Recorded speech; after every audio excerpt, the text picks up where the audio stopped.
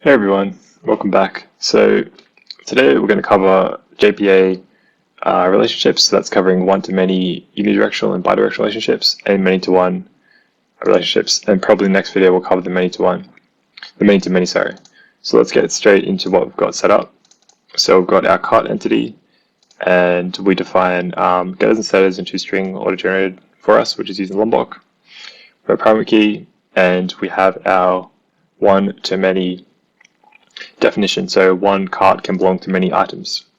So for the time being, let's just create a unidirectional relationship. So that means that our cart knows about the item, but our item entity doesn't know about the cart. So here's our item entity. It looks similar to our cart, but it won't know about our cart just yet. So we're going to have a unidirectional relationship between our cart and our item.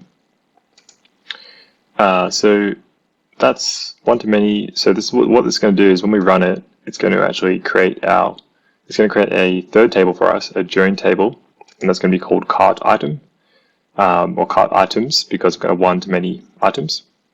And if we look at our tests, we'll comment this out for the time being. But what we do is we create our cart, we set our items in our cart, and then we set the cart's items, and then we save it to our in-memory database. So this, also another thing I should point out is on our cart we've got a cascade type of all, which means when we save the cart it's going to cascade and save the item entity as well. So if we just run this, we're going to see it creates the three tables for us, and it prints or returns the cart, the saved cart, and we print it out. So let's have a look at this in a second when it finishes. And there we go. So we've got our cart items join table, and we've got our item table. And then we see we alter that cart items table down further, and we have the foreign keys, the item ID and the cart ID. So if we, for example, didn't want this join table, what can we do to get rid of that? And that's where the join column annotation comes in. So we can say join column, we can say the name is equal to, what do we want this to be? We can say item ID. And then what that's going to do is, we run our test now, we're going to see that the join column, or the join table doesn't get created. But what it does is a join column gets created instead. And we can set it right here. So if we jump back to that, we see we have our cart table got created an item like before. But what happens is on the item entity, we add a foreign key which refers back to that cart.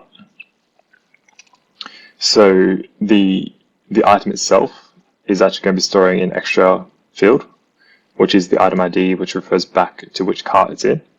So in our case, when we gave it an item ID, that's probably not the best name because it's referring back to the cart ID, not the item ID. So we can actually update that here and call this a cart ID. And then that way we'll know based off we'll know what cart this item is actually, which item the cart is in. So we scroll back down, we can see we now have our cart ID added to our item entity, and then we add that foreign key which refers back to the cart ID or the cart. Now this is unidirectional, so cart knows about item, but item doesn't know about the cart. Now let's define a bidirectional one-to-many and many-to-one relationship. So one cart can have many items, and then one item or many items can belong to one cart. So if we comment out what we had here before, so we've got many-to-one on the item side, and we've got one-to-many on the cart side. Now this is basically just preventing an infinite loop, because when we call toString on the cart, it's going to call the item, which will then call the cart, and then back and forth. So this just essentially breaks that infinite loop, or infinite recursion, and we define our cart entity on here as well. So the JPA specification defines that the owning side of this should be the many-to-one side. So that means we can define them mapped by on the actual one-to-many side. and then we say mapped by refers to cart. And then if we run this,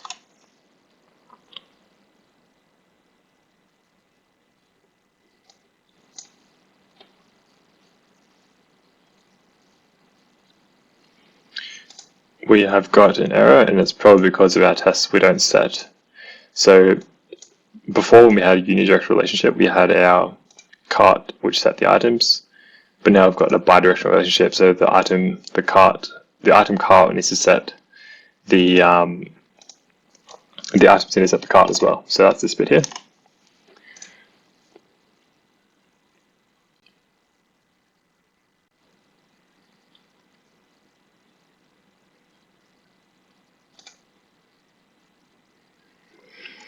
And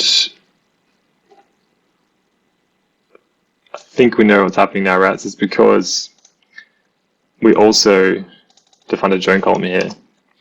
And the join column is such a good point. So the join column goes on the owning side of the relationship, not on the referencing side. So this side is the owning side of the relationship, not this side anymore, since we add the mapped by cart. So if we just comment out that for the time being, this should fix this error.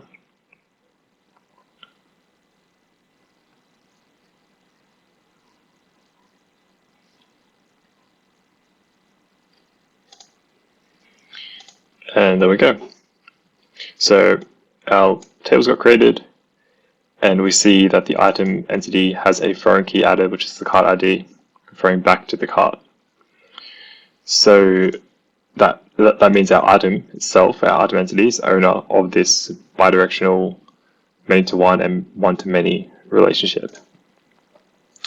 So that will do it for the video for today, guys. So that's a wrap for this one. So we covered the one-to-many unidirectional and bidirectional relationship, and we covered the many-to-one unidirectional and bidirectional relationships. So in the next one, we're going to cover the many-to-many relationship. So see you in the next one.